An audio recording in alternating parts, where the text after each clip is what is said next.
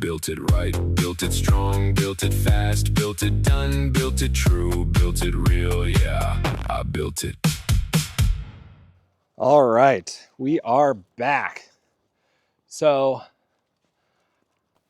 I came up with the title of this series, which is going to be Project Fundamentals. Project Fundamentals. I think the last time I said the fundamentals of projects, I don't know. I always do that.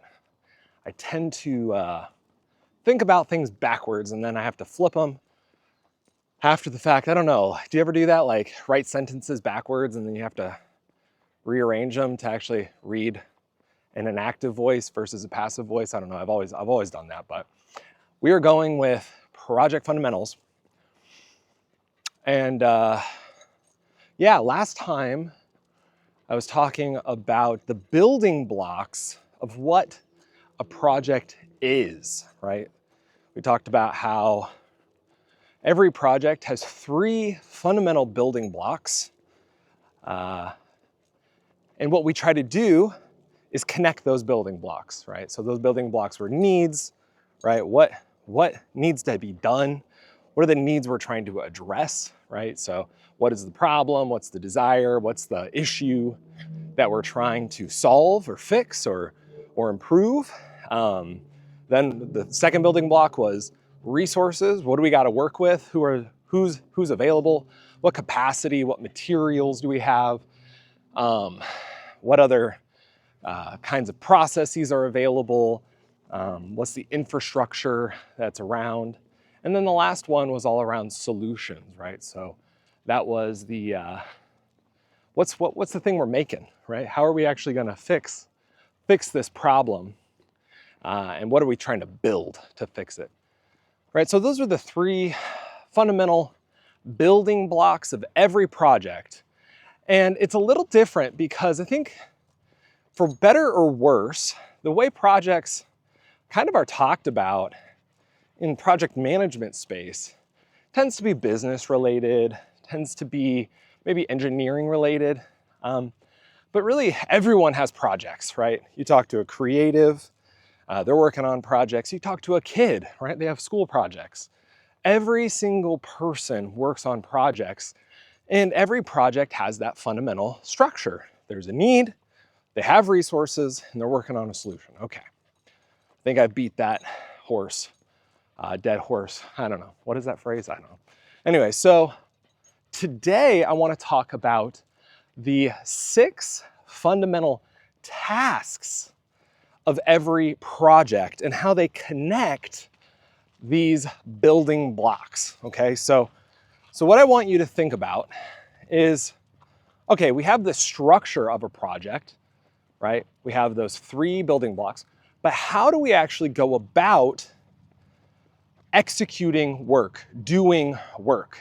And that's what I want to talk to you all about today. What are those core tasks that no matter what kind of project you're doing, no matter what, if you're a kid working on a school project, if you're an engineer working on some sort of missile defense system, or maybe some AI data center, doesn't matter. You're gonna have 6 core tasks, these 6 fundamental tasks of projects that you're gonna have to do. Doesn't matter who you are. And I wanna talk to you about what they are and why there are exactly 6. No more, no less, only 6. And what this really comes from is the fact that when you have these 3 building blocks, I imagine them as points of a triangle, right? On one, maybe the lower left-hand corner of the triangle is needs, at the top is resources, and at the right side, you have your solution. And these form the 3 corners of your fundamental triangle, your project triangle. And if you notice, there are exactly 6 ways to connect the dots, right? To connect the building blocks. You can connect needs to resources, resources back to needs, resources to solutions, if resources back to solutions, needs. And wouldn't you know it, that those lines, each one of those 6 lines corresponds or is a type of work, okay? It's that simple. to do the work to connect needs to resources or resources to needs, all six, that's a very specific kind of task that we do. So I want to talk to you about what those 6 tasks of any project are today. So let's talk about the first one. So you have a need, okay? What do we have? What do we have? I don't know, you're hungry, okay? You have a need, you're hungry. Oh man, what am I gonna do? I'm so hungry, okay? Well, the first task from that need is to identify what resources you're gonna need, right? Or you're gonna use or are available, right? Or maybe you need to gather. So that line that connects a need to a resource is called provisioning, right? How do we actually provision the resources we're gonna have to have in order to meet that need, right? That's a task. Everyone has to do it. You always have to provision resources to meet the need. That's just what we do. And how do we do that? Well, we look at the need, hunger, and you immediately in your brain, you go, okay, we're gonna need some, what? Food. Maybe we're gonna need a bowl, or we're gonna need a plate, or we're gonna need some silverware or a table. I'm gonna need some cooking gear, depending on what we're gonna make, okay? You're gonna need some eggs if it's breakfast, something. So every single person, depending on the need, you're gonna need to gather certain resources, right? If I'm making breakfast, I'm not gonna provision plutonium, right? Like that's ridiculous, right? So depending on the need, there's gonna be certain resources you do and do not need, or you want, right? So for example, if I'm gonna be making some breakfast, it'd probably be good to know how to make eggs as a skill, right? I could say, but I'm an expert carpenter. I know how to build tables. Well, that's probably not a useful skill when it comes to making breakfast, right? So as a provisioning task, whenever you're in the provisioning mode, when you're working on provisioning activities, it's all about resource accumulation for the task at hand, for meeting the need that is currently pressing itself upon you. All right, on the flip side, so that's the first one. The second one on the flip side of that is called scoping, right? We have these resources, we have these limited resources. What is in our option, our pool of options for meeting that need? Okay, so think about that. So let's say you're hungry again for some breakfast. You go to the fridge and you see that you're out of eggs, but maybe you have some cereal in the pantry and some milk in the fridge. Well, okay, maybe that's a feasible solution. Having cereal instead of maybe eggs and toast or something, okay? So scoping is saying, all right, well, we can't really meet the need this way because of these resources that we have.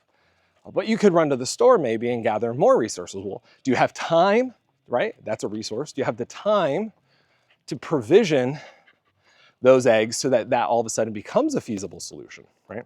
So scoping activities is all about saying, hey, given what we have in terms of resources or potential resources, this is how we're able to meet that need or what needs we're able to meet. So for example, hey, you know what? I want a big breakfast. I want a 5-course breakfast, but you don't have enough time. So maybe you say, well, hey, we're gonna have to scope it down. We can't do that big breakfast this morning. We don't have time. So let's just make a simple breakfast, right? Milk and cereal or something.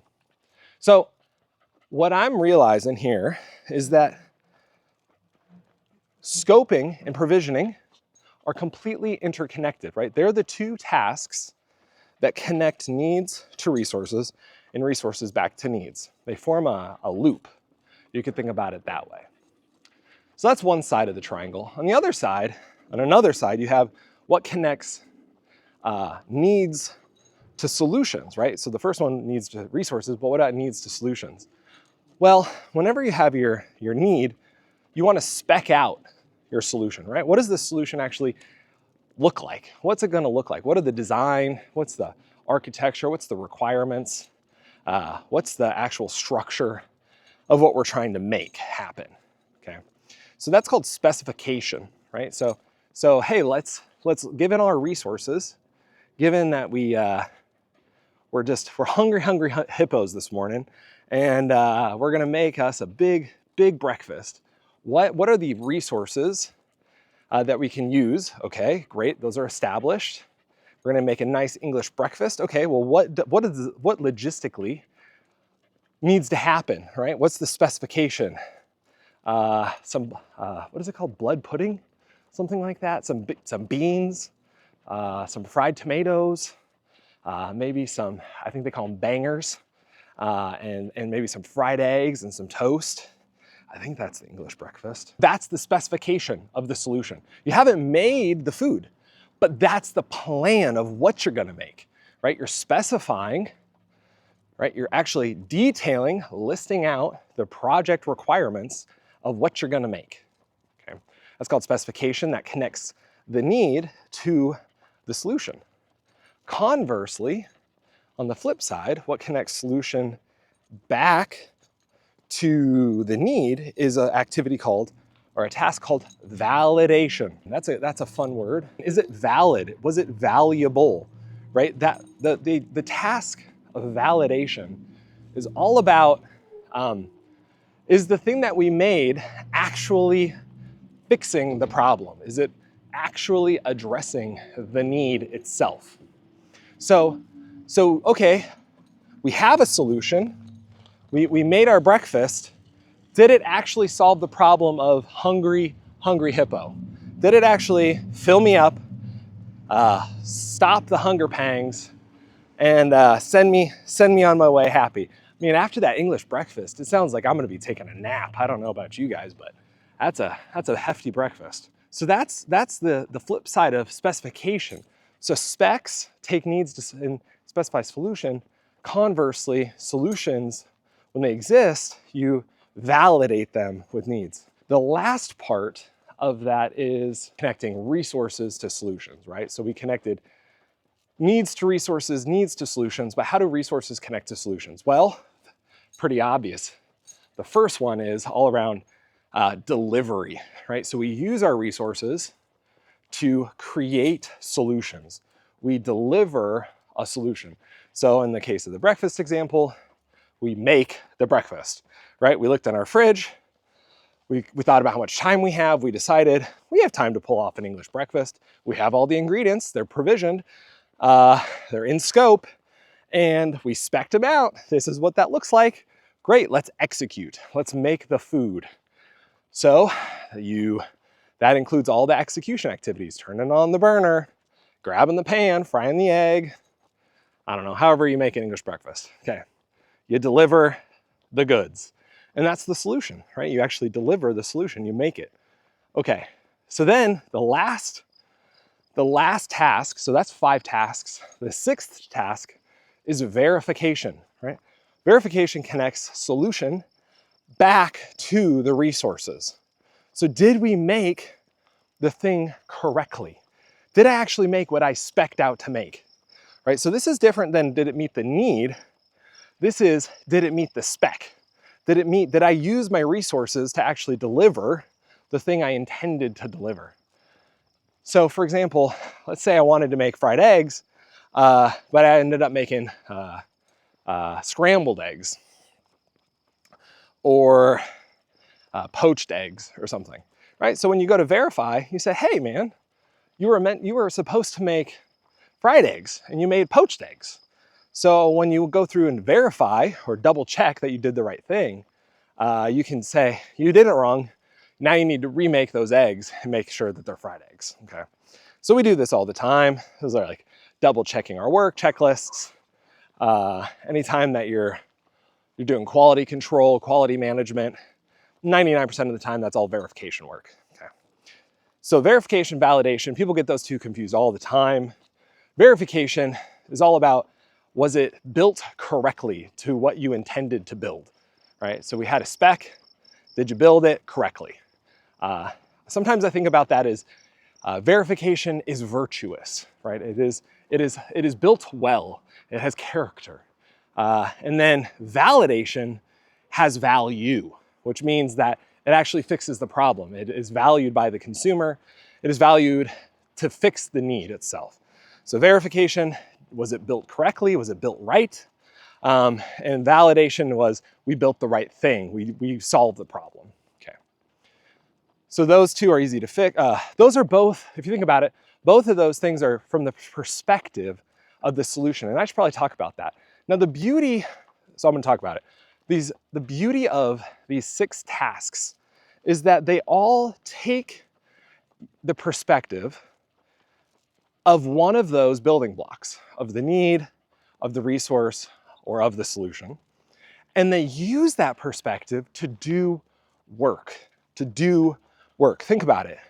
I'm taking the perspective of a need, right? Whatever that need is for you, this example being hungry, and I'm using hunger as a perspective to think about what resources are relevant to provide, right? I use that. So I'm not gonna go gather rocks if I'm hungry. It doesn't make any sense, right? That perspective of need enables me to highlight in my mind which resources are relevant to solving that need. Conversely, when I take on the perspective of resources, right? I have a resource, it's called the spec sheet. I have a resource, it's called time. I have a resource, it's called my skills. Now, given all of those things, I can deliver a solution, right? So when you embody these perspectives to do work on one of those other systems, right? So you always use a perspective, or you use a system as an instrument, as a tool to do work on another building block. So we use one building block to work on another building block. That's kind of how I think about it, is I use needs to impact resources, or I use needs to impact solutions. I use solutions to impact needs or to affect resources. And they're all interconnected as these different tools to do work on one another. And that's why they're called the 6 tasks of projects or of building. Because it doesn't matter what you're doing, you're gonna be using these 6 tasks. So a kid working on a school project, like I was saying earlier, he or she is gonna need to use those 6 tasks just as much as an executive working on a project called an acquisition of a Fortune 100 company. Doesn't matter, you're still gonna have to do, if you're doing a project, you have to do these 6 tasks. You have to scope out what's relevant. What are the needs we're able to address given these resources? We're gonna have to provide resources. We're gonna have to spec out the solution. We're gonna have to deliver it, and then we're gonna have to verify and validate them. Like, this is just what has to happen for a project to occur. Okay, so we've talked clearly about the project structure, those 3 building blocks, needs, resources, solutions, and then the 6 fundamental tasks of projects. Now, the beauty of this is that all of these can form a framework or a model or a method to think about project management, okay? So this isn't just a theoretical model that's kind of cutesy. No, you can actually manage your work efforts through this model, through understanding how projects are structured, right? So for example, I say, hey, we're gonna work on a project. We're gonna kick off a project right now. The first thing I want you to do is to scope out what needs this project is addressing. Done, go. And then I ask you, okay, how about actually list out every project. This is a good exercise for someone. List out every project you're working on, okay? This is what I want you to do. I want you to list out every single project you've been assigned. Then I want you to rank them in order of priority. And then after you rank them in order of priority, see how much time you have to work on each of those projects, right? So what I like to do is I imagine a pie of 100% pie. And then you think about, okay, I can work on this project at the top of the list, maybe 50% of the time. And then the second most important project I work on 20% of the time.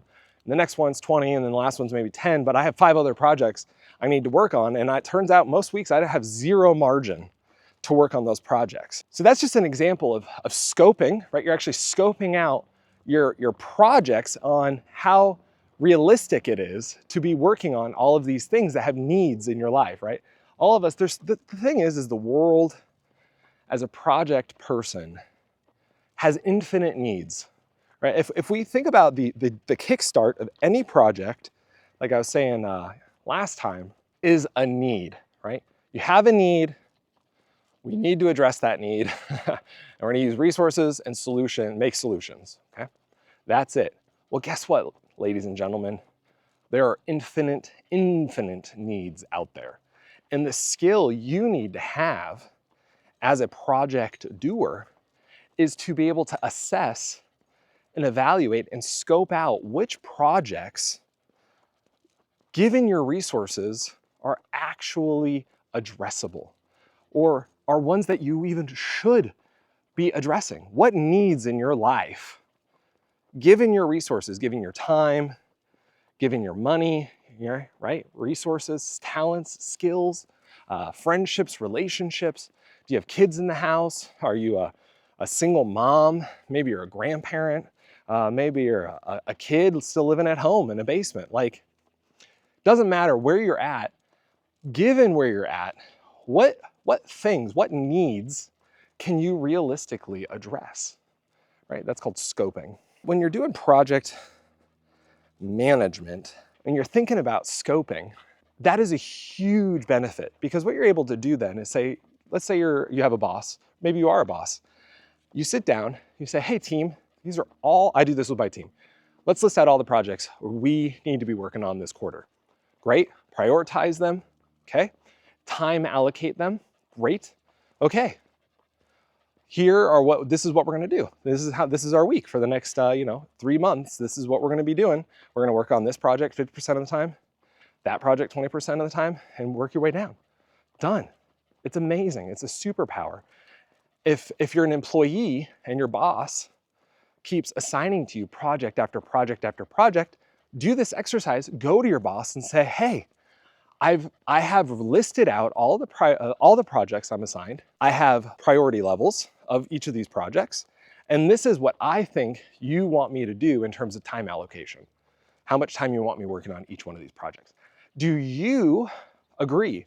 Do you think that we should take some of these projects off my plate? Do you think that you want me to distribute my time differently, okay?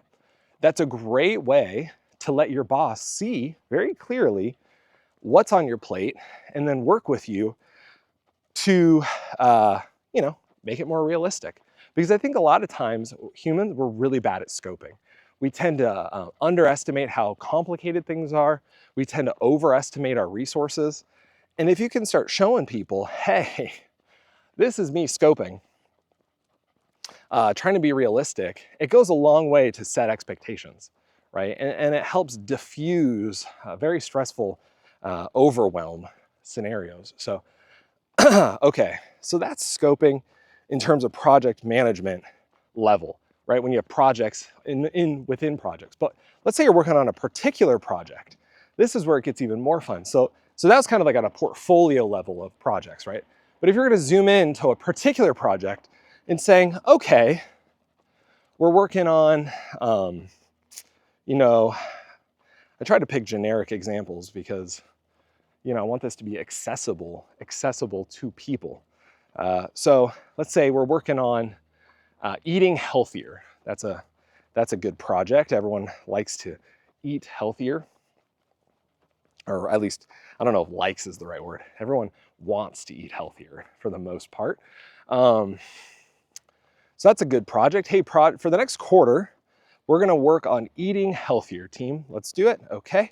Great, what's the scope of that? Given our resources, what realistically are we able to do, right? Given how much time I have to run to the store, to buy groceries, right? Because you go on YouTube and you see these people and they're like, oh, it's super easy to eat healthy. You just have to make homemade bread and raise your own cows and name all your chickens. I ain't got time for that. I ain't got time to grass feed my cow, to take care of a chicken coop, to you know, custom make bread every day. Maybe I could do one of those things realistically, but realistically, I'm not going to be able to do all of it. Okay, that's called scoping, right? I'm immediately scoping out what's realistic when it comes to this goal, this need that I've identified, which is I need to eat healthier. So I need to sit down and say, hey, how much time a week do I actually have to devote to making better decisions? Maybe I have no time. Maybe the reason I don't eat healthy is because I'm always getting takeout, because I have no time to cook for myself. Maybe it's because, you know, I'm working 3 jobs and I got a couple kids, and I just am swinging through fast food just to slam some calories. Let's say that's the case. That's fine. Maybe you have some financial resources, right? So maybe you're low on time, but you're high on money. Well, you could always hire, this is very fancy, an in-home chef to cook you some nice, clean dinner. Or I'm sure that they have those like meal services, those meal prep services that deliver to your front door healthier food options. So that when you just come home, you have food pre-planned, prepped, and you just open a box and you eat, okay? So maybe you're low on money, but you're high on time, okay?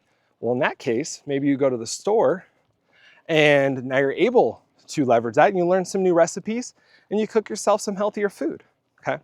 So depending on the available resources, how you can meet that need changes. And what's amazing about our brains, I'm always amazed by like the neurology, the neuroscience, the psychology, whatever it is about our brains, that once you start listing out the realistic resources you actually have, your brain immediately just starts scoping it down, saying, okay, well, I can meet this need, I can meet that need.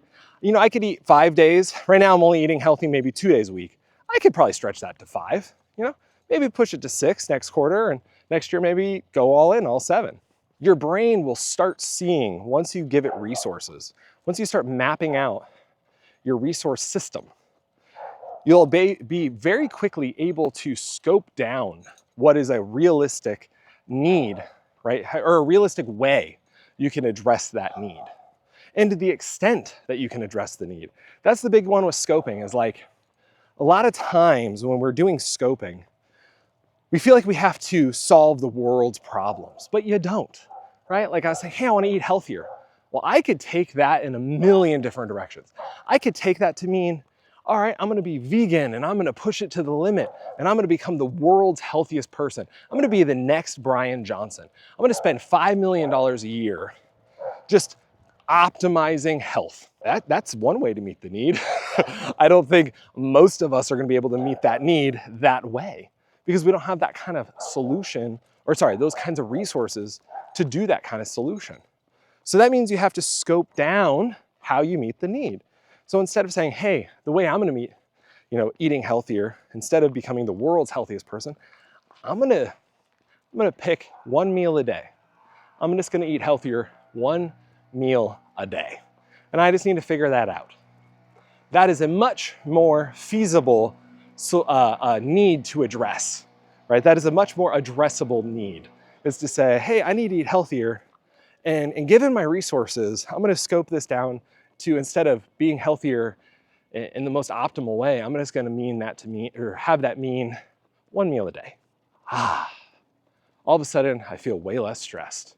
Why? Because it's feasible, right?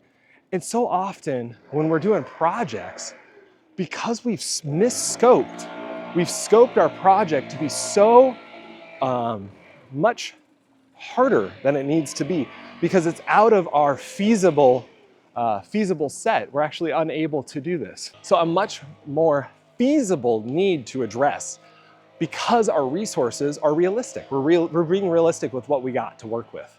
Don't let your bad scoping stop you on project development, because you know what? It does. It does for a lot of people. because they've misscoped, they've put such a burden on themselves they've made such a picture in their head of how grandiose they need to be able to meet that need.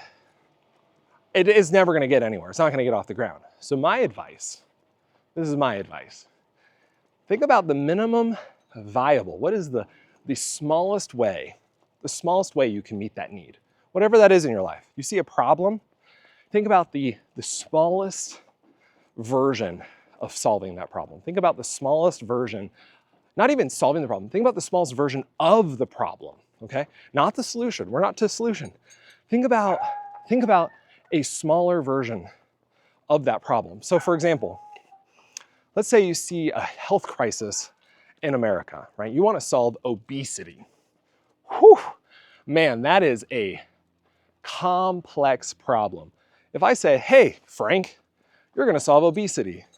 I mean, I get sweaty palms just thinking about that. I mean, if you put that on me, I feel like for the rest of my life, I'm gonna be stressed. It's an intractable problem. That problem is so overwhelming, way too big for one person to solve. That is a monster of a problem, okay? Not even a monster, that's a titan of a problem. But maybe, just maybe, we can solve, we can reduce the problem, we can shrink the problem to something more manageable, more addressable. So for example, hey, instead of that, I'm gonna start a campaign, right? So I just wanna help people walk more. And not even help people, I wanna help kids walk more. That's it. I'm gonna help kids walk more. That's the need I see. I see the need is that kids need to walk more. And guess what? If you can build a whole program and rally a movement around walking more, kiddos walking more, you're gonna be partaking in the greater problem of solving that obesity epidemic, right? So, or maybe it's not about exercise for you. Maybe it's about, food additives and the things that, the Franken food that we eat. And that's the angle you want to take. Shrink it down. Maybe it's not, hey, I'm gonna solve all the industrial food complex problems. No, but I'm gonna solve, I don't really know the food world very well, to be frank, but I'm gonna solve some sort of hormone injection that they're doing that I think that there's science backing that is causing problems. And I'm just gonna focus on solving hormone augmentation problems in our food processing. All right, that's a much smaller problem that's addressable by an individual more than solving obesity, okay? So you see what I'm saying? It's not even about the solution, it's about shrinking the problem that you're interested in, that you see a need around. Because all of us see needs, all of us. You can't wake up, you go out to a restaurant, hey, they need brighter lighting. I can't see the menu. It's too loud. They need, higher backed booths. These booths are killing my back, right? Like we just drive around. I think we humans, I'm pretty sure we just drive around in our cars seeing needs. We're like need identification machines, most of us. I could work my butt off on making a solution for the next 30 years, and I could bring any one of you into the project and you're gonna identify 12 needs within 30 seconds. Like, that is not a hard problem. You finding a need is not hard. You scoping a need, you scoping down a need to a size that's actually addressable and you can do something about it, now that takes skill, right? That actually is useful. That's a skill that everybody needs to have. But it's not just scoping, and I, for whatever reason, really started talking about scoping quite a bit. But all 6 activities, all 6 of these tasks that I started talking about, these 6 fundamental tasks of a project, every single one of them, you need to get good at, okay? I don't care who you are. You have to get good. You have to be competent at getting projects done. And I want this series to be about that. So those are the 6 fundamental tasks that connect the 3 building blocks of projects. And I'm gonna be talking about each one of those tasks in this series. and how you can get better at them. So I hope you enjoyed that, and until next time.